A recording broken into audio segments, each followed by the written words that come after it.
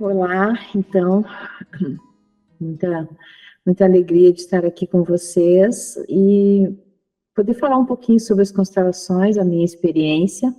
E, para falar a verdade, eu gosto mesmo de responder perguntas. Porque eu acho que quando a gente responde perguntas, a gente fica no foco do interesse das pessoas, né?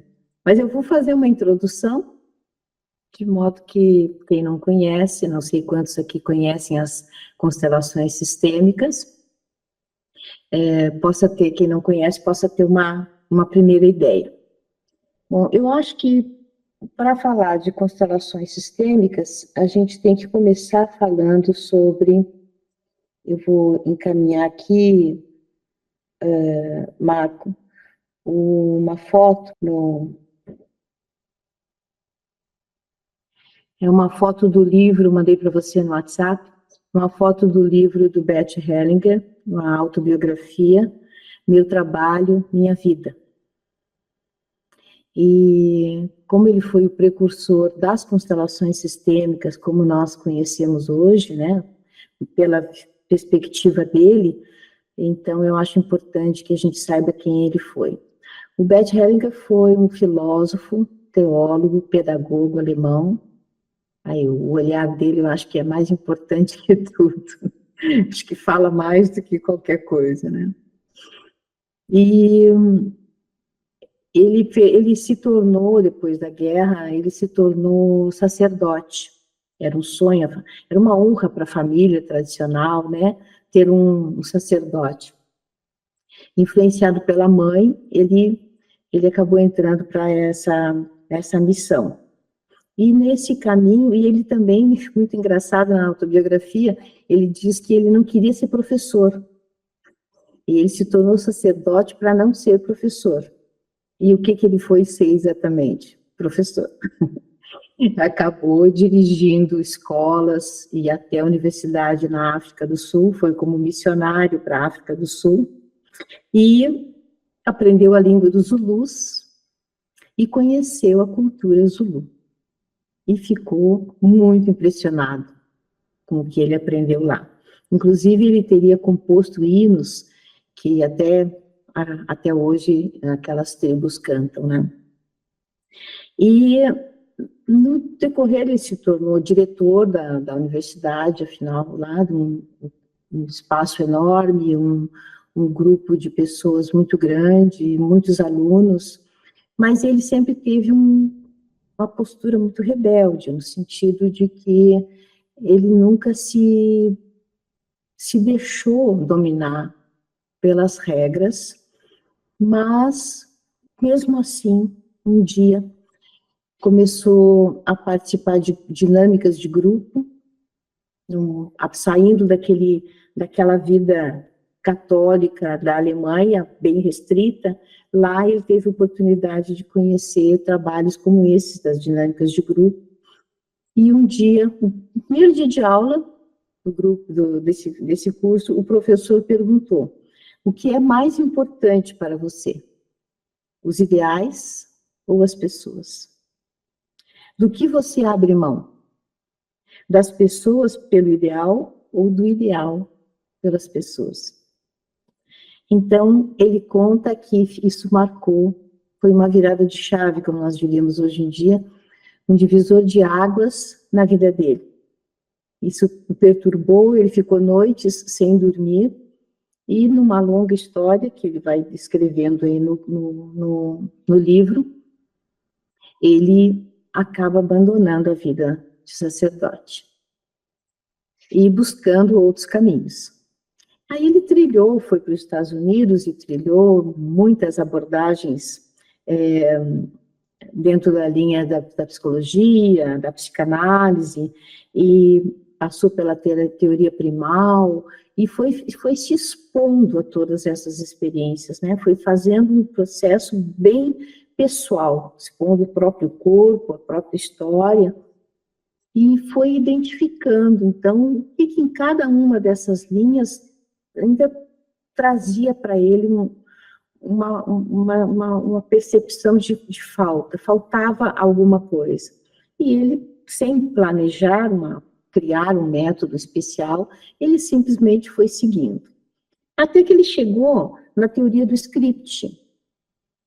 E a teoria do script fala que nós temos uma história previamente traçada nas nossas famílias por conta de algumas influências negativas. E como é que a gente chega nisso? A gente pergunta para a pessoa qual é o conto de fadas que mais marcou a vida dela. Um conto da infância, talvez um conto mais recente também. E por aí se vai trilhando e vai tecendo, né, um movimento em que se percebe qual é a linha que liga essas histórias. E a consequência natural, segundo essa teoria, é que a gente vai identificando quantas escolhas nós fazemos inconscientemente, pensando que estamos fazendo algo muito elaborado e seguimos, na verdade, um impulso mais forte do que a nossa razão.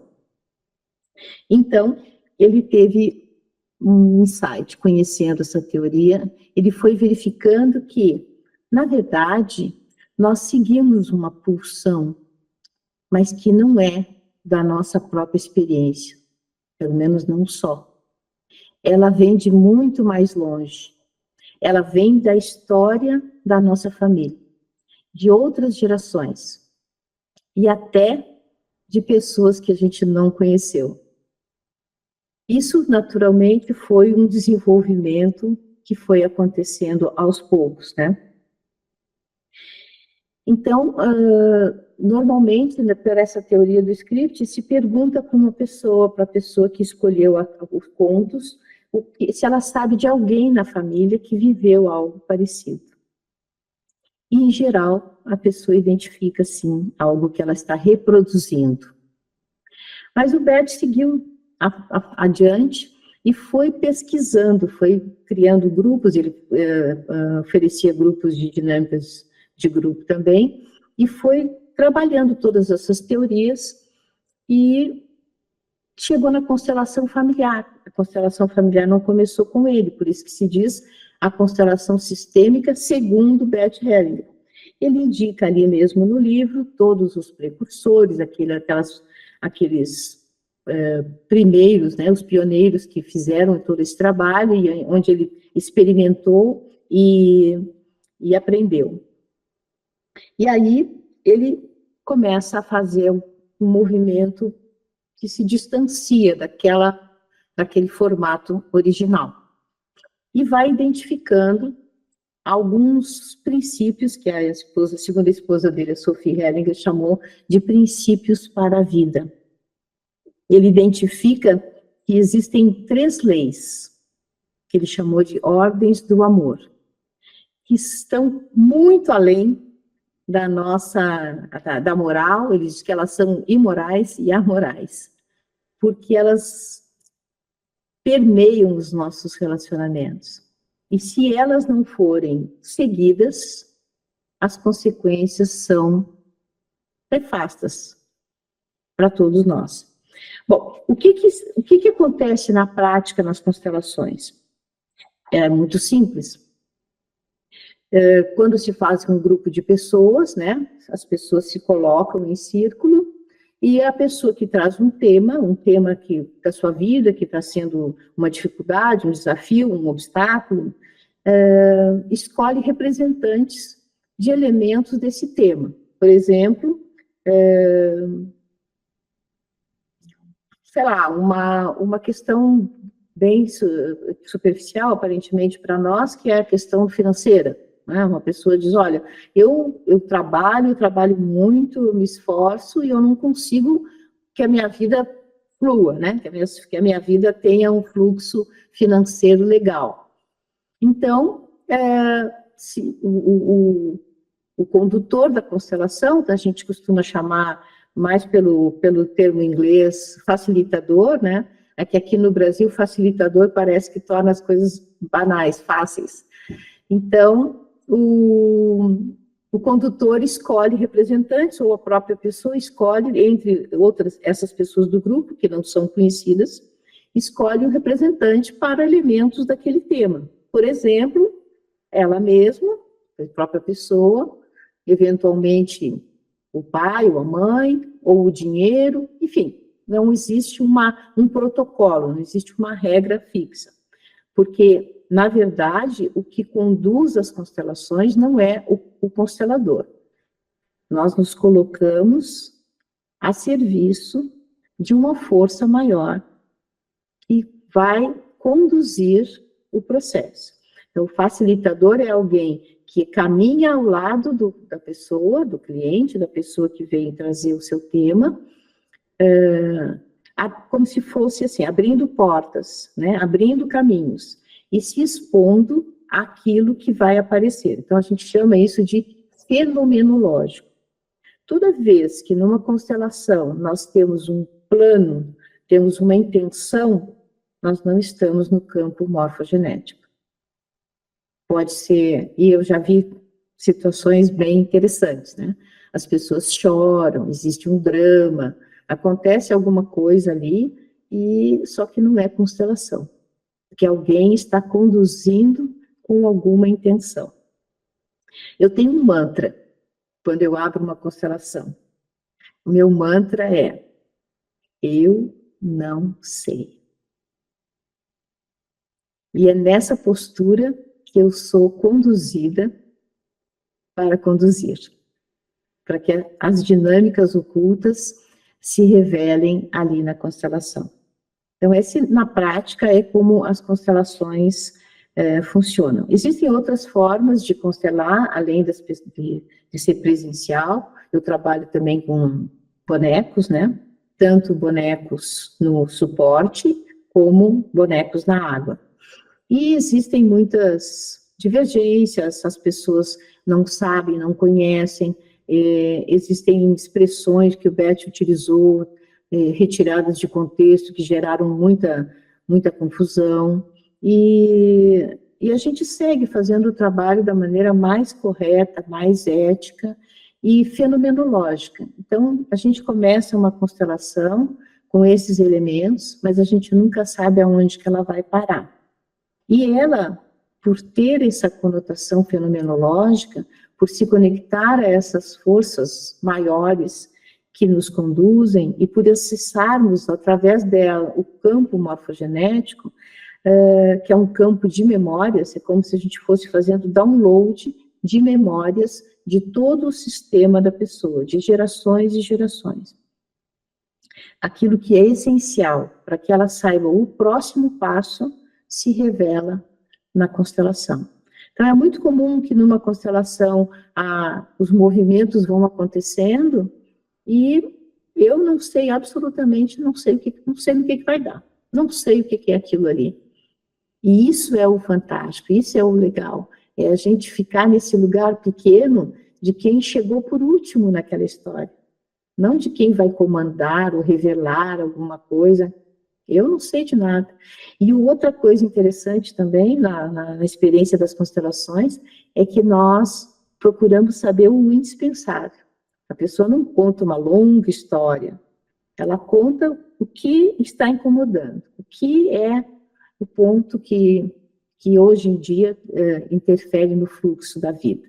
E aí nós começamos devagarinho, vamos colocando os elementos e as percepções vão surgindo desse campo. Mas o Bert conheceu, um determinado ponto dessa trajetória, o biólogo britânico Rupert Sheldrake. O Rupert Sheldrake criou essa expressão, campo morfogenético. Então, trabalha, se dedica, talvez seja no mundo a pessoa mais conhecida pelo aprofundamento desse trabalho. Inclusive, a esposa dele é consteladora.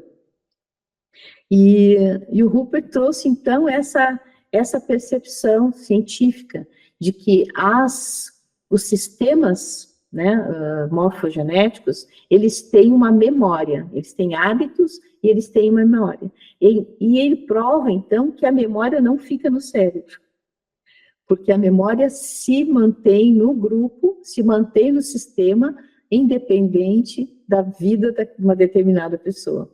Então, a memória vai passando de geração em geração. Então, o Bert seguiu nesse caminho e foi observando que existem 3 leis básicas, né? Esses 3 princípios da vida, que são a lei da ordem, do pertencimento e do equilíbrio. Eu vou começar pela do pertencimento, que eu acho que é a mais visceral, assim, né? Ele diz que o pertencimento é uma necessidade do ser humano tão grande, tão fundamental quanto respirar. Nós precisamos pertencer. Sem o pertencimento, nós nos sentimos vazios, nos sentimos completamente sozinhos.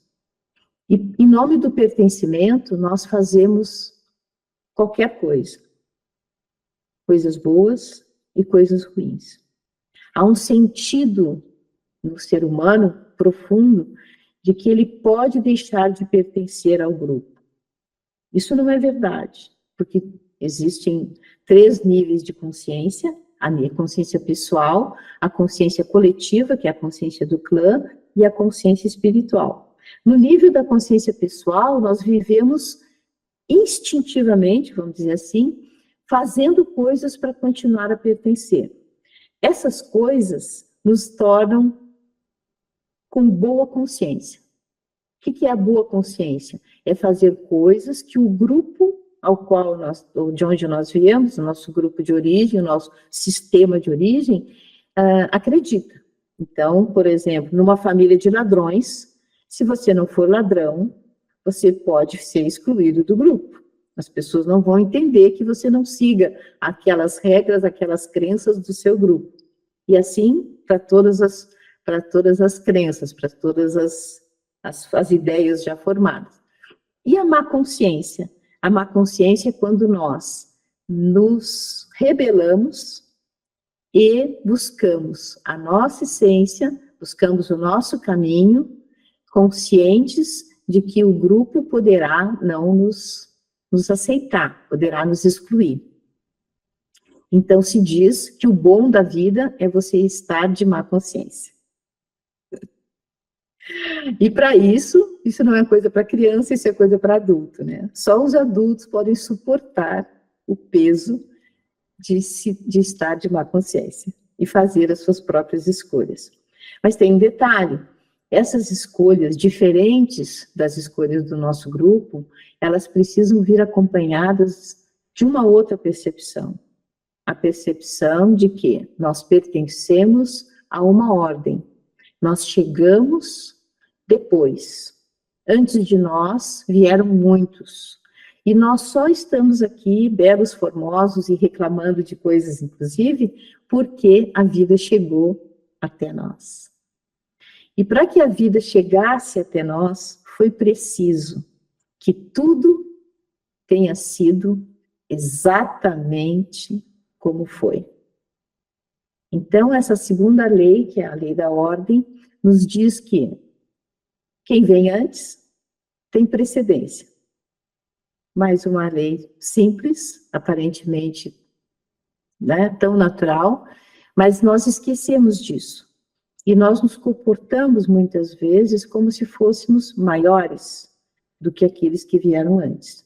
Por exemplo, na família, quando nós nos imiscuímos nos assuntos dos nossos pais, quando nós queremos salvar os nossos pais, quando nós queremos dizer para os outros o que eles devem fazer, o que é melhor para eles, e quando nós, diante dos pais, por exemplo, nos colocamos no nosso lugar de menores, isso faz toda a diferença. Faz toda a diferença. Eu acho que é uma experiência bem interessante para quem quiser fazer para si mesmo, olhar para a sua vida e perceber quanto que é capaz de se colocar menor do que o seu pai e a sua mãe. E poder fazer um pouquinho diferente, colocando os dois no seu coração. Então, acolher os pais e toda a sua história, do jeitinho que ela foi, é uma forma de encontrar a liberdade. até para poder fazer diferente. Porque se nós não acolhemos, se nós criticamos, se nós nos ocupamos de consertar a vida deles, nós temos uma tendência muito maior de fazermos igual e de vivermos com o cachorro correndo atrás do rabo. Então, acolher é mais do que aceitar, é concordar. Concordar que tudo foi exatamente como devia ser. Porque se qualquer um desses nossos ancestrais tivesse dado um passo para o lado, tivesse feito algo diferente, provavelmente a vida não teria chegado até nós. Então é muito fácil dizer, eu não queria que meu pai fosse aquele. Só que você só existe porque foi este pai e esta mãe. Porque o seu pai com outra mãe não geraria você. Uma mulher como a sua mãe com outro homem não geraria você. Você só está aí, como eu digo, bem grande, bem forte, para reclamar, porque a vida chegou através dessas duas pessoas. E o que conduziu essas pessoas a gerar você? Essa força maior, muito maior do que nós. E que nos conduz de uma maneira totalmente incompreensível. Eu acho que todos nós aqui temos alguma situação, pelo menos na vida, em que a gente ficou absolutamente sem chão. E que a gente não consegue até hoje, muitas vezes, compreender. E pela minha experiência como consteladora e a minha experiência pessoal, eu sei que tudo mudou no dia que eu reconheci que há algo muito maior do que eu. E que eu pude dizer, isso é muito grande para mim. E porque eu fiquei do meu tamanho, aquela dor que parecia insuportável, foi conduzida de tal maneira que hoje eu olho e digo, uau, meu Deus, que coisa incrível. Mas tudo isso acho que é importante deixar bem registrado, não tem absolutamente nada de religioso. É uma postura filosófica. Beth buscava que nós tivéssemos diante da vida uma postura para a vida, para mais vida. E a terceira lei, a ordem do amor, é a lei do equilíbrio. Ela fala que nós precisamos estar em equilíbrio entre os iguais. Com pai e mãe, nós nunca teremos equilíbrio. Nós sempre seremos menores e os pais vieram antes e são maiores. E diante deles, nós só precisamos reconhecer que a vida chegou até nós. E que nós podemos fazer um pouquinho diferente naquilo que nos convém, naquilo que nós acreditamos, quando nos colocamos neste lugar e acolhemos ao pai e à mãe no nosso coração. Já nos relacionamentos, o equilíbrio se coloca flutuante. Se a gente fica exatamente igual ao outro, né, nos relacionamentos afetivos, nas relações de trabalho, literalmente nós nos afastamos. É esse jogo de troca que vai fazendo com que o relacionamento prossiga. E quando uma pessoa faz algo de ruim para nós, é muito importante que a gente faça algo, permita que essa pessoa dê algo em troca. Então, vamos dizer o seguinte, se eu faço algo de bom para alguém, essa pessoa fica estimulada a fazer algo de bom para mim. Se ela faz um pouquinho mais, a tendência é que eu fique, então, impulsionada a fazer algo de bom para ela. E assim o relacionamento vai crescendo e vai se aprofundando. Se eu faço algo de ruim, a tendência do outro é fazer também, de preferência, pior. Conclusão, eu vou fazer também, e a pessoa vai fazer também, e aí o movimento vai ser no sentido da extinção dessa relação. Quando alguém faz algo de ruim, e a outra pessoa paga de alguma forma, recompensa de alguma forma, um pouquinho menos, a tendência é que a relação volte a crescer. Isso é só para a gente ter uma ideia. Isso acontece muito nos casamentos. Eu vou contar uma coisa, uma historinha que o Bert contava, que era muito engraçada. Eu participei de alguns eventos pessoalmente com ele, né?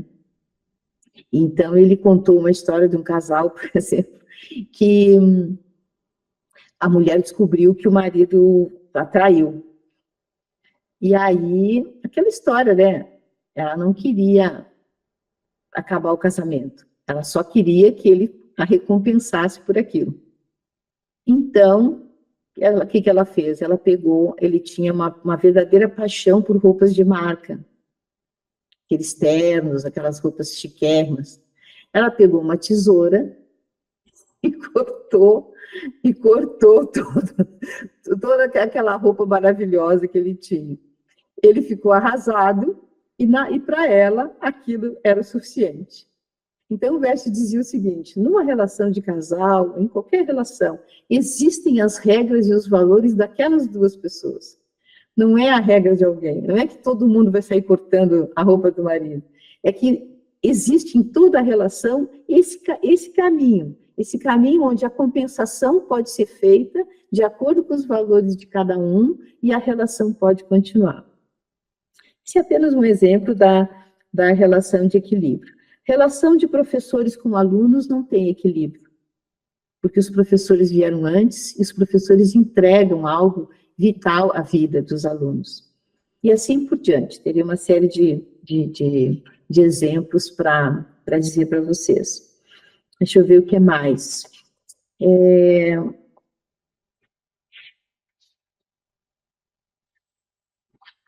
Quando se trata de consciência coletiva, consciência do clã, ela é uma consciência mais extensa, mais ampla do que a consciência pessoal, a segunda consciência que o Bert identificou.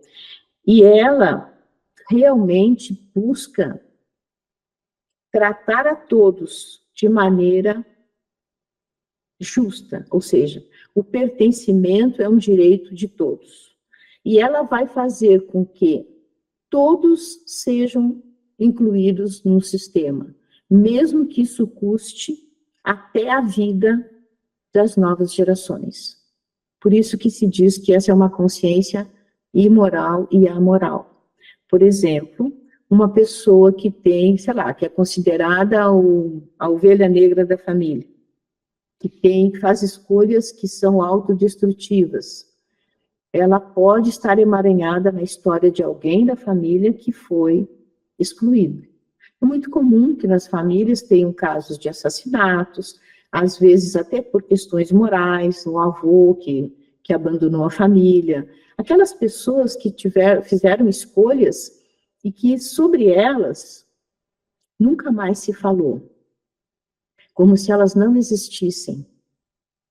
O emaranhamento acontece quando pessoas de novas gerações repetem histórias de antepassados que, inclusive, nem conheceram. O que explica isso? Esse campo morfogenético. Esse campo onde todas as memórias de todas as gerações de um sistema estão incluídas, estão guardadas. Então, por isso se diz, a memória não fica no cérebro. A memória está no campo morfogenético. E quando a gente se coloca fisicamente em posição e os representantes se colocam a serviço desse campo, eles fazem esse download. Então, é muito interessante para quem já participou de constelação, sabe? Um representante, ele pode ter trejeitos, ele pode ter expressões que são exatamente iguais da pessoa que ele está representando. E isso não tem nada a ver com, como é que chama isso? Incorporar o espírito, nem nada. A pessoa fica completamente consciente, ela, e ela tem um movimento, ela tem um gestual que, para a pessoa que está constelando, ela identifica perfeitamente. Sei lá, meu avô tinha, ou a pessoa manifesta um sintoma, uma dor na perna. Isso só é explicado pela fenomenologia, ou seja, não existe uma um princípio dentro da ciência cartesiana, não existe um princípio que explique isso, é fenomenológico. E o que a gente faz quando essas pessoas que são representantes, quando se colocam dessa forma neutra, né? Eu, quando sou representante, eu fico bem tranquila e internamente eu digo, eu estou a serviço do sistema dessa pessoa. Quanto menos você pensar, sempre a intenção de ajudar ou de fazer sai completamente do campo. É você estar fisicamente disponível para que o campo atue e você possa expressar algo que vai, junto com os movimentos das outras pessoas, vai revelar o que a gente chama de dinâmicas ocultas. Então, nas constelações aparecem coisas, por exemplo, pessoas da família, filhos abortados, né, que a pessoa não sabia que tinha, ou de filhos dos pais. E por que isso é importante? Porque todas as gestações existem. Todos os seres que foram gerados, não importa quanto tempo eles viveram, eles existem e eles pertencem. E uma mulher, por exemplo, que viveu um aborto provocado ou espontâneo, ela sempre terá essa ausência, como se uma parte dela tivesse morrido. Então, há como ela integrar essa parte para seguir vivendo. Se ela tentar viver esquecendo, como alguém, já vi muitas pessoas dizendo, eu tive um aborto. Bem, e a gente percebe nas constelações a força que isso tem. Eu quero dar mais um exemplo só na relação, por exemplo, de irmãos. Quando você, aí falando do princípio da lei da ordem, quando você não sabe qual é o seu lugar na família, a sua vida não flui. Uma vez, fazendo um trabalho voluntário numa cidadezinha lá do Paraná, de uma comunidade, eu atendi uma moça que chegou e disse assim, minha mãe teve muitos filhos, parece que eram 19 filhos. Aí ela disse 19, depois ela disse 17, depois ela disse 21. Eu vi que ela não tinha ideia de quantos filhos a mãe tinha tido realmente. Então, rapidamente eu peguei uma folha de papel, uma 4, cortei, fui dobrando, cortei os pedacinhos, coloquei, dei um montinho para ela e disse para ela, coloque no chão a ordem dos filhos da sua mãe, inclusive as gestações interrompidas, que você souber. E ela foi e colocou, sei lá, deu 19, 20. Muito bem, colocado no chão, um papel do lado do outro, eu disse, agora vá para o seu lugar. Onde é que você está nesse lugar? A queixa dela era essa, a vida não ia para frente. Ela subiu no papelzinho que correspondia ao lugar dela, expliquei que ela tinha que incluir os abortos, né? Então, ela, sei lá, se ela achava que ela era a 4ª filha, ela descobriu que ela era a 6ª ou a 7ª. Ela foi para esse lugar. Quando ela colocou os pés nesse lugar, o corpo dela fez assim, ó. Eu fico arrepiada só de me lembrar, isso já faz bons anos. A postura dela ficou reta, a respiração dela se soltou e ela ficou completamente inteira. Então, naquele momento, eu poderia ter dito, então tá, tchau. Terminou. Aquilo a gente chama de um exercício sistêmico, né? Uma dinâmica sistêmica. Quando ela saiu dali, ela entendeu que ela ter integrado aqueles irmãos que nasceram e não viveram, fez com que ela se colocasse no verdadeiro lugar dela na família. Porque cada lugar tem a sua força. E quando eu estou fora do meu lugar, eu não tenho força para viver a minha própria vida. Isso acontece, por exemplo, quando o pai morre, o pai vai embora e um filho ou uma filha fica no lugar do marido junto com a mãe. Fora do meu lugar, eu não tenho força. E junto a essa questão da ausência de alguém na família e de nós irmos para esse lugar, imagine como é que você pode manter a sua história, fazer as suas escolhas, até para se diferenciar, se você está emaranhado em algo que não é seu. que não é, como eu costumo dizer, não é da sua conta.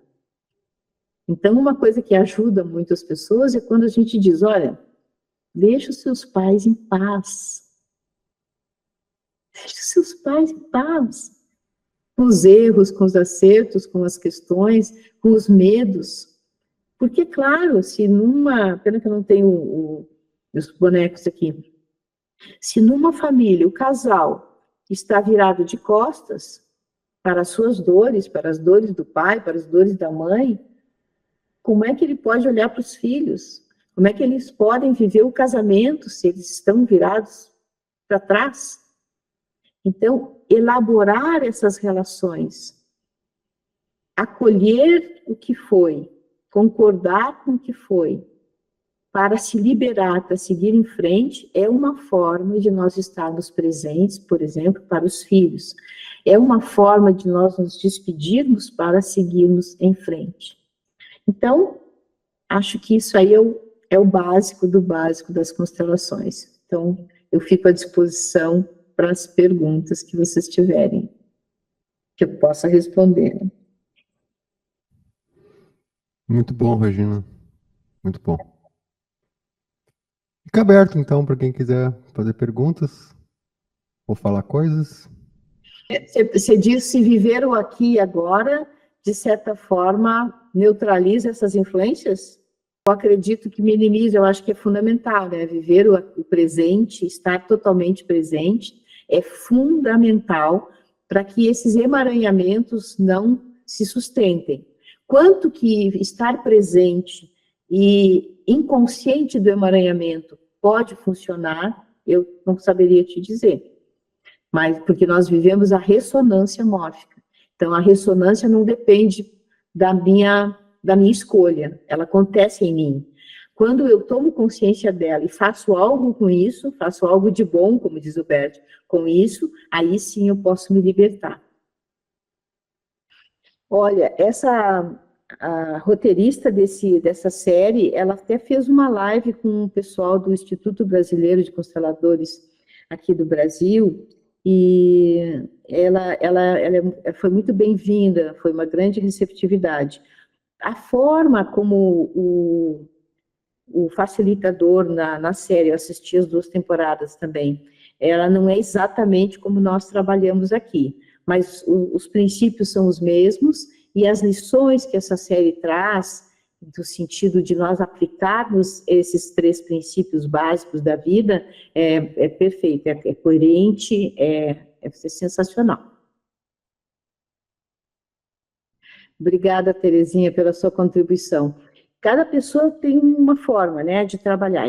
Normalmente, eu faço assim, eu não abro uma constelação, porque eu não chamo de fazer, né, eu chamo de abrir, é um portal que se abre. Eu não abro uma constelação porque a pessoa quer marcar, sabe? Eu primeiro pergunto o que ela está buscando. E eu avalio, porque se diz que a constelação, ela chega no limiar entre a vida e a morte. Claro, existem pessoas que fazem constelações, e eu mesma já fiz para questões objetivas, um negócio de um imóvel, uma situação, eu trabalho também com as constelações empresariais, é uma outra linha. Mas quando a gente faz para uma pessoa, até quando se fala, por exemplo, de fluxo de clientes e tal, esse pessoal de marketing diz assim, como é que você vai fazer para fidelizar o cliente? Eu disse, jamais, eu quero fazer uma vez e nunca mais para aquela pessoa. É uma. Né? O Bert mesmo, nesse livro, ele diz, uma constelação vai surtir efeitos por 10 anos na sua vida. E vai afetar as pessoas envolvidas. E no grupo, aquelas pessoas que você chama de elementos, nós chamamos de representantes, elas são profundamente acessadas, né? Atuam em cada uma dessas pessoas, o que acontece ali, porque nenhuma pessoa está ali por acaso. Até quem vai representar alguém, representa porque tem alguma coisa no seu sistema. É um tecido, né? Eu chamo mesmo de tecer, porque é algo fantástico que acontece, as linhas de conexão.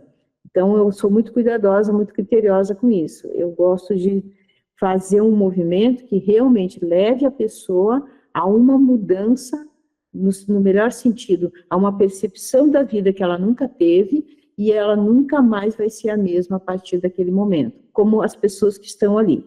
No meu Instagram, eu abri agora, terapia.regina Pérez.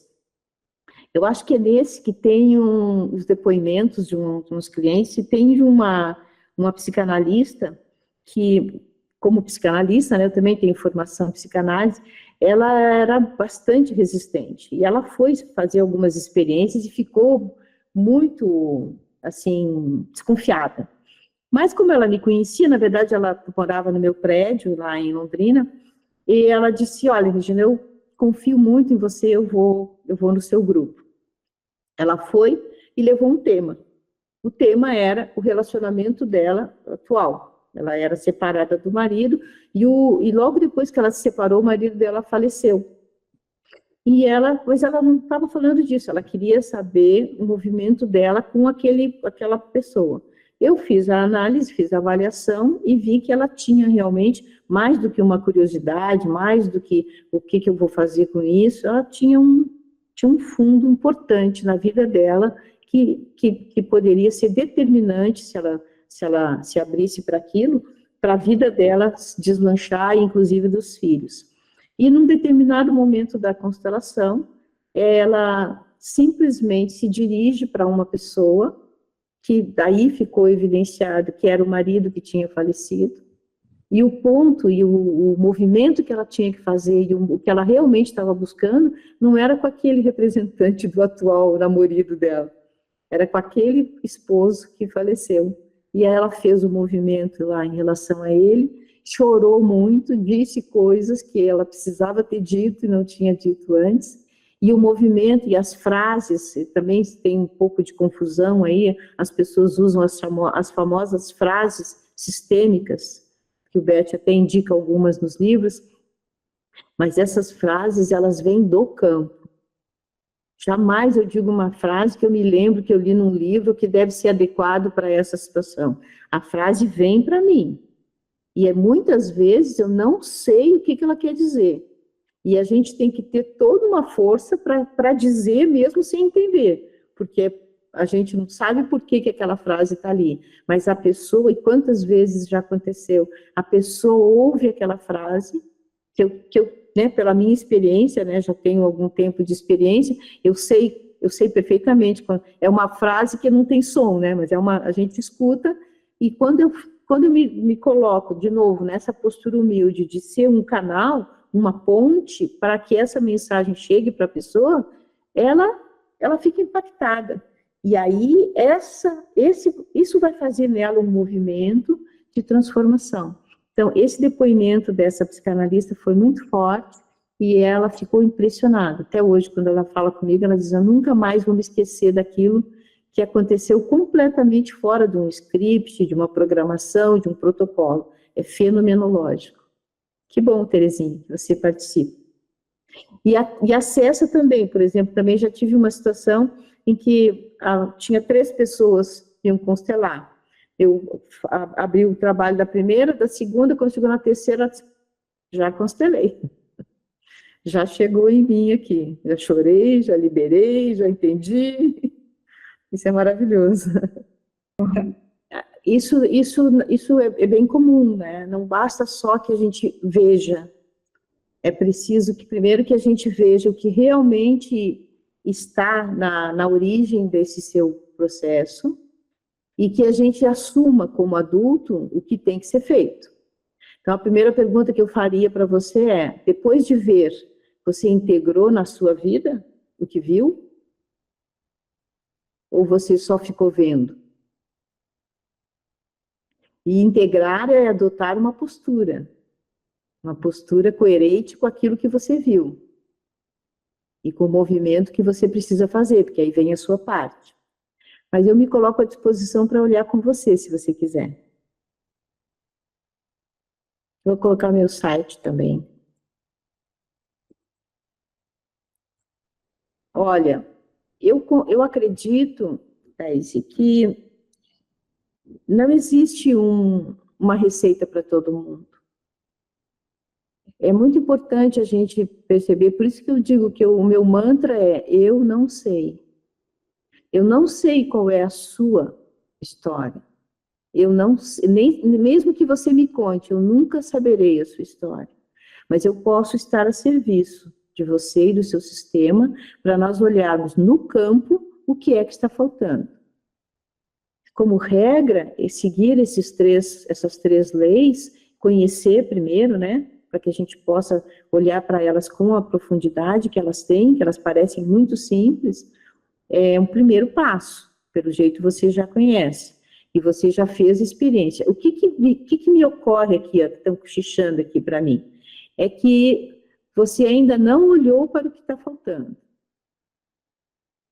Que bom que você já olhou para o pai, já olhou para a mãe, já olhou para os irmãos. Quando eu olho para você e eu ouço a sua voz, me passa que você ainda não olhou para um emaranhamento que existe com talvez outra pessoa ou de outra geração, ou um processo que nós chamamos de dinâmicas ocultas, né? Algo que não está claro para você.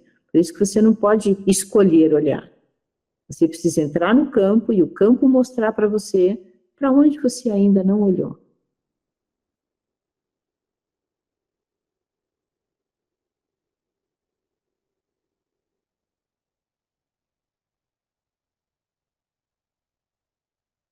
Vou fazer uma pergunta, então. Opa, Como chegou isso em você? como as constelações chegaram em mim? Ou como... Porque necessariamente a gente não chega já no primeiro passo, né? Como foi o amanhecer? Ixi, faz tempo, hein? Aí o Foi cabelinho ontem, branco, foi ontem, foi ontem. aí o cabelinho branco vai fazer sentido. Para falar a verdade, Marco, eu, na década de 80, eu conheci a terapia com essências florais. E eu sou capricorniana super cética. Então, quando alguém falou para mim sobre isso, eu disse: ah, sei, gotinhas. Até que eu me expus, porque eu tenho isso, né? Eu tinha um professor, um psicólogo clínico lá de Belo Horizonte, o Hércules Jacim, me chamava de Regininha, ele dizia: Regininha, ela vai. Se é para rir, ela ri, se é para chorar, ela chora. Então, quando eu vou nos eventos, eu me entrego, me exponho. E aí eu comecei a me expor à terapia floral. Eu não sabia que o princípio da terapia floral é o mesmo das constelações, é o campo mórfico. Porque a essência floral, ela nos traz a vibração, ressonância mórfica. Ela nos traz a vibração de algo que está em nós. E quando nós tomamos a essência, entramos em ressonância com ela não traz algo de fora, ela nos faz vibrar aquilo que está em nós e que estava, por qualquer razão, adormecido, neutralizado. Então, foi uma emoção muito grande para mim quando eu conheci as essências florais, porque eu fui atrás, né, da origem, do princípio químico, da consciência de que não há princípio químico ativo nas essências florais, que há um conteúdo vibracional. Fui atrás das origens, né, fui à Inglaterra, fui aos Estados Unidos, fui ao lugar onde fabricam as essências florais, e a experiência que eu tive com elas faz com que até hoje, qualquer trabalho, qualquer abordagem que eu escolha, né, com a qual eu escolha trabalhar, eu inclua as essências florais. Então, tudo começou com elas, porque eu comecei a constatar o quanto que estar numa frequência vibracional pode transformar uma vida. Então, foram muitas e muitas, além da minha própria vida transformada. Foi assim que tudo começou. E eu fiz um caminho errante, eu não fiz um caminho lógico, né? Na verdade, eu tenho formação jurídica e educação física.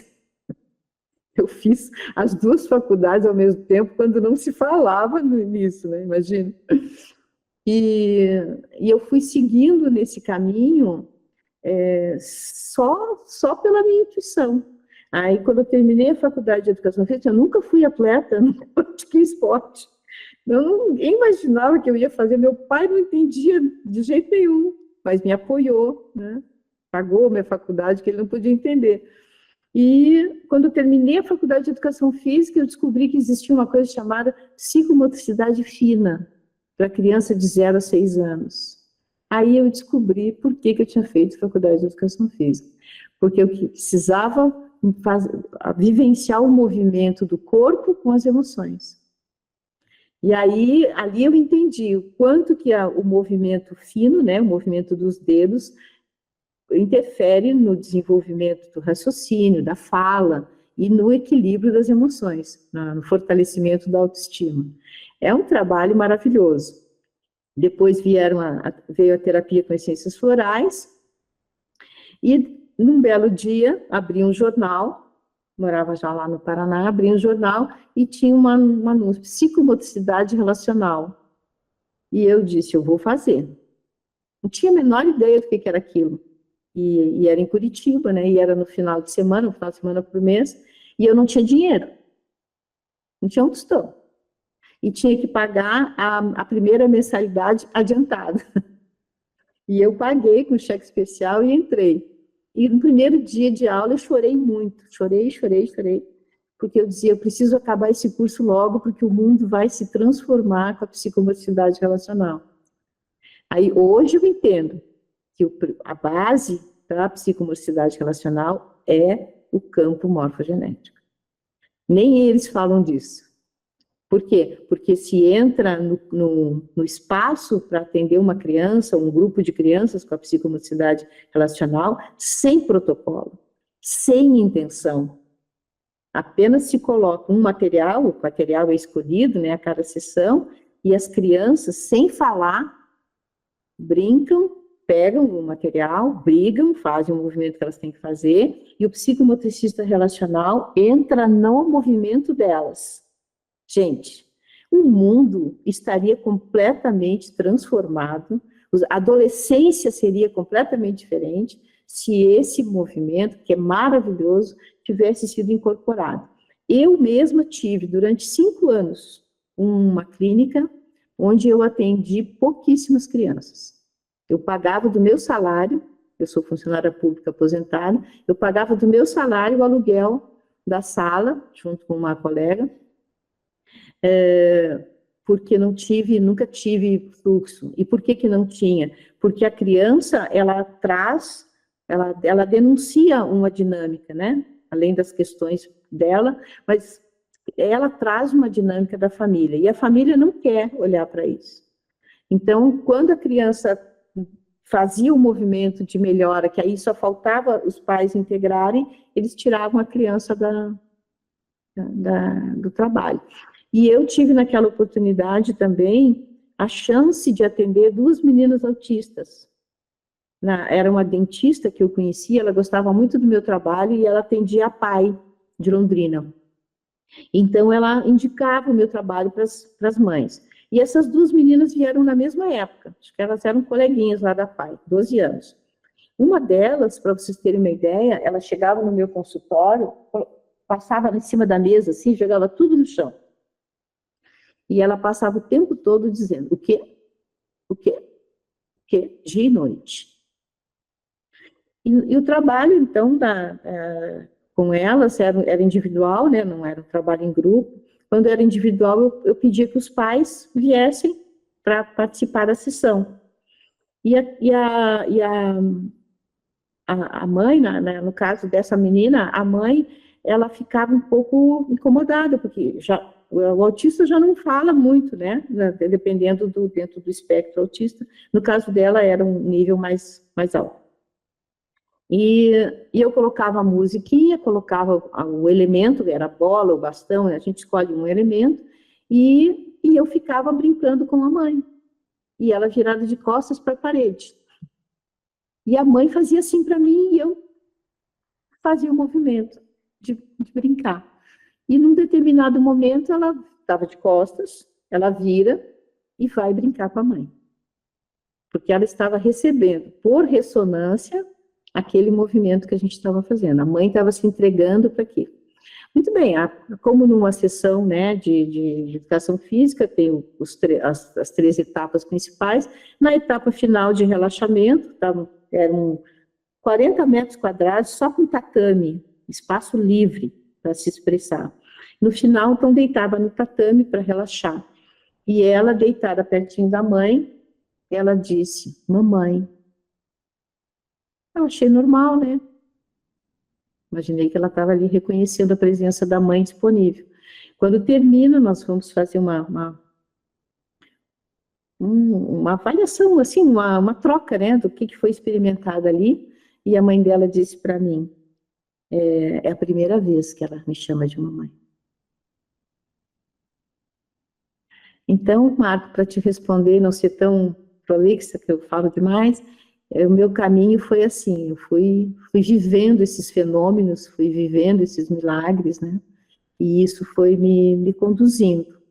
Depois da psicomotricidade relacional, vieram as constelações.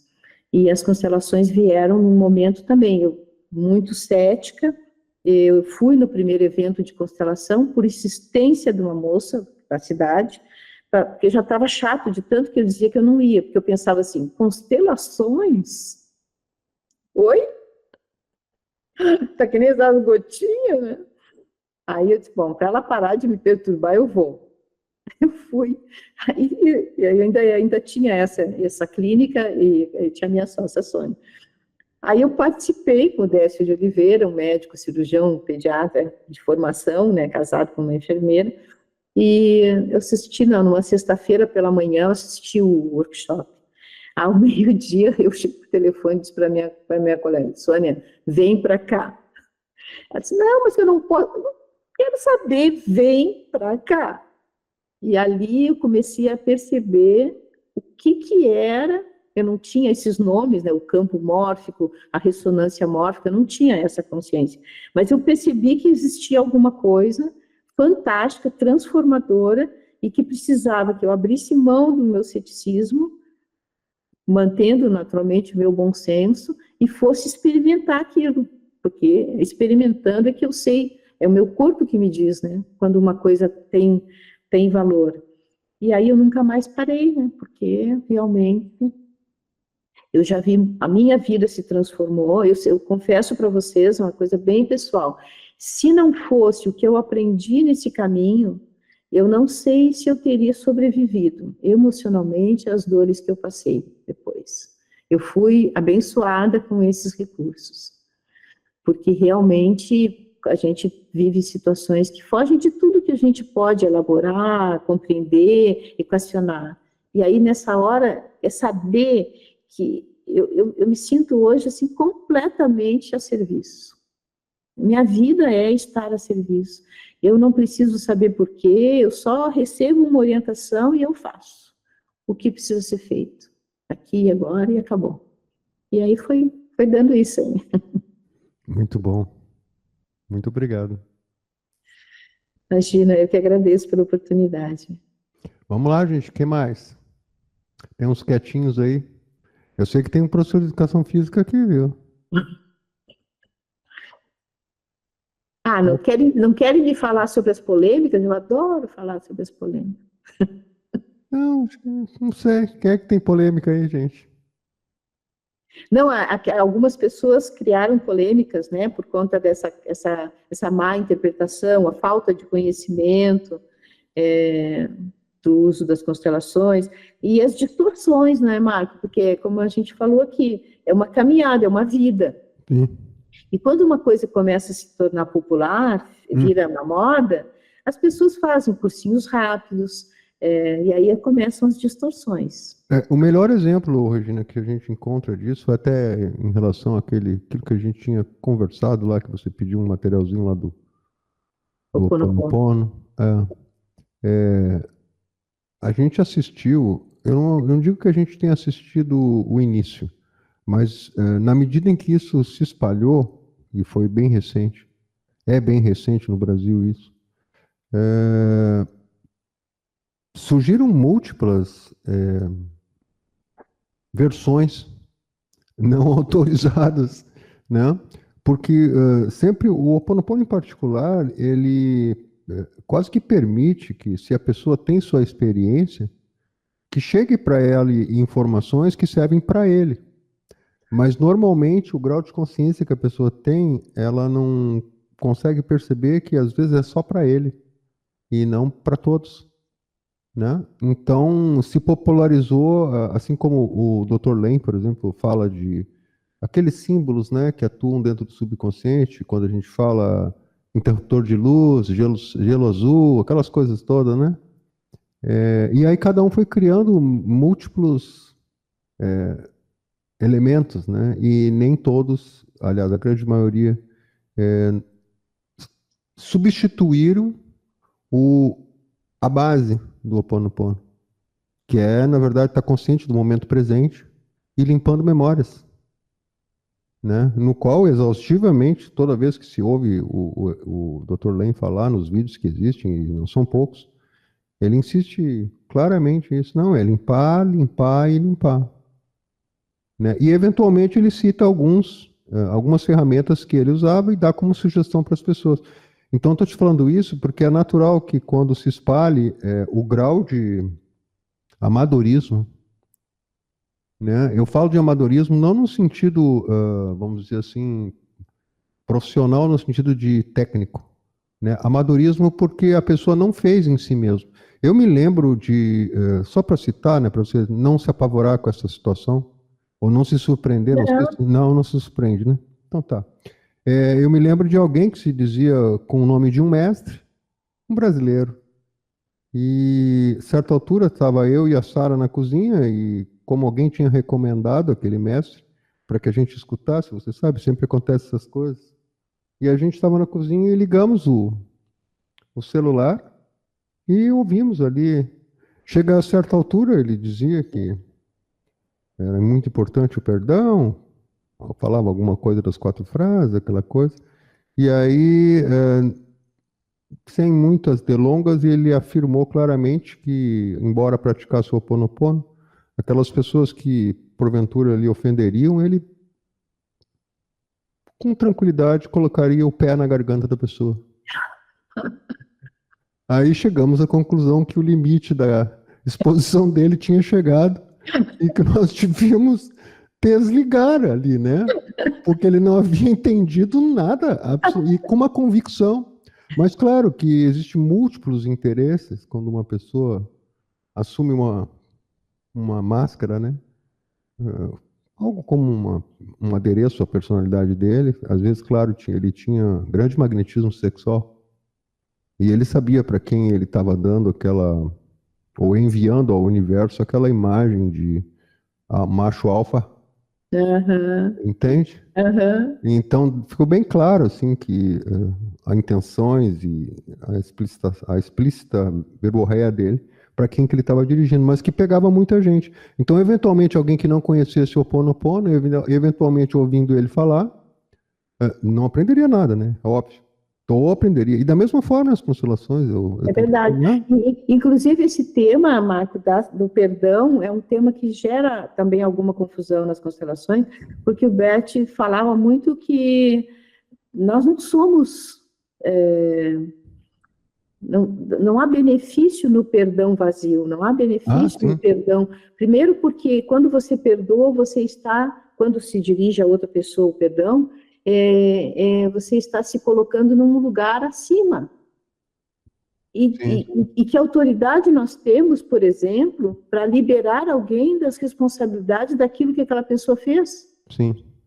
Então, isso já vi várias interpretações assim bem equivocadas, porque ele diz o perdão pode ser relacionado a algo maior, ele pode ser relacionado à minha criança, mas o perdão ao outro é dispensável, porque eu posso fazer o meu movimento independente do outro e deixar que o outro tenha a oportunidade de vivenciar as consequências daquilo que ele fez. Sim. Não quer dizer que eu vou ficar guardando isso, não quer dizer que eu vou carregar essa corrente, quer dizer que eu vou voltar para o meu centro e que eu vou deixar o outro com aquilo que é dele.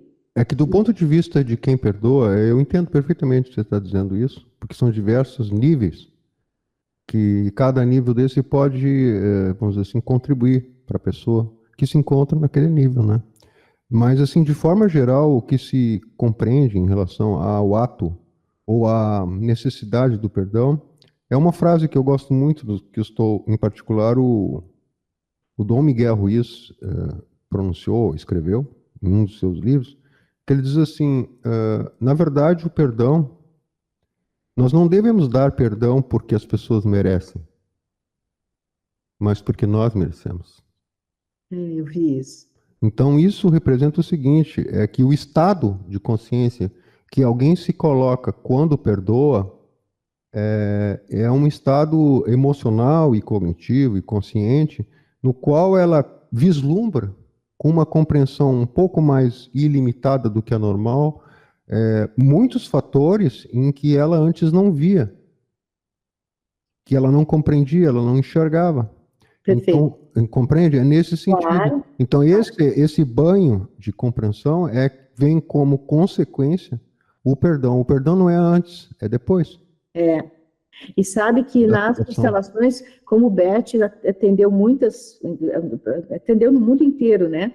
Muitas pessoas que vêm com temas da guerra, apareceu, e eu mesma presenciei constelações onde a paz só se estabelece quando vítimas e perpetradores se encontram.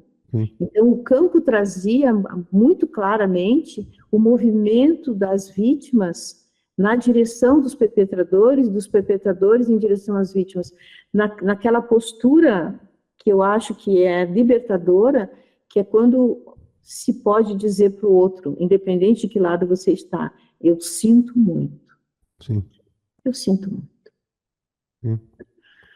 A Sara pode me ajudar aí? Nós vimos alguma coisa relacionada a isso há um tempo atrás, quando na verdade, durante eu acho que foi com o Joe Dispenza, que a mulher, a esposa, o marido dela tinha lutado numa dessas guerras com os Estados Unidos e matado crianças, mulheres, velhos, aquela coisa toda, né, que eles são, entre aspas, obrigados a fazer.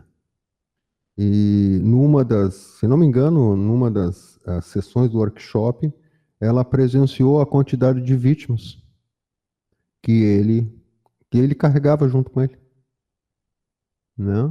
E aí, num movimento que eu não me lembro agora, a Sara pode lembrar exatamente, ela como que foi a natural, entre aspas também, a natural, coube a ela levar a eles, as vítimas, sair daquele círculo vicioso que elas se encontravam ali, sofrendo em direção ao marido, o que ela chamou de um portal de luz, né, para que eles não ficassem mais presos naquela sequência de sofrimento interminável na eternidade, que eles reconhecessem o poder do perdão, né? E aí ela não sabia exatamente, só que quando voltou para casa, ela perguntou ao marido e ele disse que sim, que havia matado muitos, como ela havia descrito. Como ela viu. Então, essa natureza, essa força, vamos dizer, não na falta de palavras, né? A gente, na verdade, tem um aspecto analítico que é muito limitado, né? E a gente tenta, com a melhor maneira, usar as palavras que todos que estão ouvindo conhecem, né? Porque se nós usássemos palavras que só nós conhecêssemos, nós não conseguimos nos comunicar, né? Então, mas existem coisas que ultrapassam. Só são vislumbres, né? As palavras só são vislumbres, explicações humanas para algo que necessitamos ter uma mente um pouco mais ilimitada para poder talvez compreender melhor e também exprimir, né? Perfeitamente. Eu estou em sintonia com o que você está dizendo. É uma ampliação da percepção, né? É uma expansão da percepção. Na visão sistêmica, segundo Bert, ele diz assim, aquele perpetrador está a serviço de algo também, e nem sempre nós somos livres para escolher fazer o bem ou o mal. Nós somos conduzidos por essa força maior. Isso não tira a responsabilidade pessoal, mas ter essa visão mais ampla faz com que a gente possa entender movimentos, por exemplo, universais, né, mundiais. E o Bert, eu também assisti pessoalmente lá em São Paulo, um evento que ele foi com a Sophie, em que ele contou que porque numa frase de um livro, no meio de uma página, ele disse alguma coisa como Hitler estava a serviço de algo, ele foi exilado da Alemanha. Eu imagino. E não, isso não quer dizer absolutamente concordar nem justificar. Significa que, para o movimento da humanidade, Hitler estava a serviço de uma força que estava gerando uma transformação. Imagino. A força. Vamos lá. Tá bom. Quem mais, gente? Eu posso falar que nós, consteladores, que seguimos essa orientação do Bert, não nos colocamos em debate. Não há necessidade de fazer isso, né? Começa que a oposição sempre nos serve para um cuidado, para um centramento, e a energia despendida por essas pessoas, né, tentando denegrir, tentando tirar as constelações, por exemplo, do direito sistêmico, que tem feito maravilhas. Eu mesma trabalhei com jovens infratores, é uma coisa, é um bem, né? Eu trabalhei com famílias também, as famílias dos jovens, com famílias no Fórum de Londrina, com um projeto com a juíza da vara da infância. Então, as pessoas que falam essas coisas, elas provavelmente estão teorizando, podem estar atendendo interesses, né, que a gente não sabe, eu não sei, não identifico. Então, tá bom, tá tudo bem, tá tudo certo, né? Cada um segue o seu caminho, a sua linha, e eu acho que a melhor forma de nós nos colocarmos dentro dessa polêmica é continuar trabalhando com seriedade, fazer as coisas, movimento ético e a serviço da vida. Basta. Olha, Ana Cláudia, eu confesso que eu nem fico triste, porque faz parte. Tudo isso faz parte da nossa caminhada, né? E as pessoas que estão vibrando nessa frequência precisam desse movimento, precisam dessa experiência, tá tudo certo. Sabe que eu tive um professor alemão, ele faleceu de Covid, né? Eu não me lembro bem que ano foi, Peter Spelter. Ele era muito bravo. E só com ele eu fiz uma formação de 7 anos. Eu fui virada do avesso, muitas e muitas e muitas e muitas vezes. E teve uma época que eu fazia a formação, né, que era um mês sim e um mês não. Mas aí eles lançaram um curso de programação neurolinguística fenomenológica, e era nos intervalos, nos meses do intervalo. Então eu ia todos os meses para Curitiba ou para São Paulo, onde eles estivessem dando o curso. E foi uma roda viva, assim, eu me expus a um movimento de muita dor mesmo, para poder vivenciar aquilo que eu não estava querendo, não estava podendo, né? E deu tudo certo, né? Sobrevivi, estou aqui, e eu acho que esse é um critério fantástico, é você se colocar para experimentar. Aquilo que vale para você, segue fazendo, é para você, não é para mais ninguém. Mas não é um caminho fácil, é um caminho, é para os fortes, é para os adultos, né? Não é para criança. Obrigada, Vilmar. A gente agradece enormemente, Regina, a tua disponibilidade, tua sinceridade e tudo que vem mais por acréscimo, que veio por acréscimo, sua sabedoria, seu conhecimento, sua experiência prática. E vai ter outras oportunidades. Essa não vai ser a única, não. Foi muito bom para mim e eu espero que tenha sido bom para todos. Eu também, eu agradeço porque eu me sinto tão grata. Eu já tenho falado isso para vocês, né, para você e para a Sara, mas eu nunca vou parar de falar. Quanto que uma madrugada que eu estava sem sono e caiu não sei o que é que você estava falando, você disse assim, e tem um grupo, eu disse, eu mandei de madrugada, eu mandei de madrugada a minha candidatura. Que maravilha. Obrigada A por gente que se sente honrado.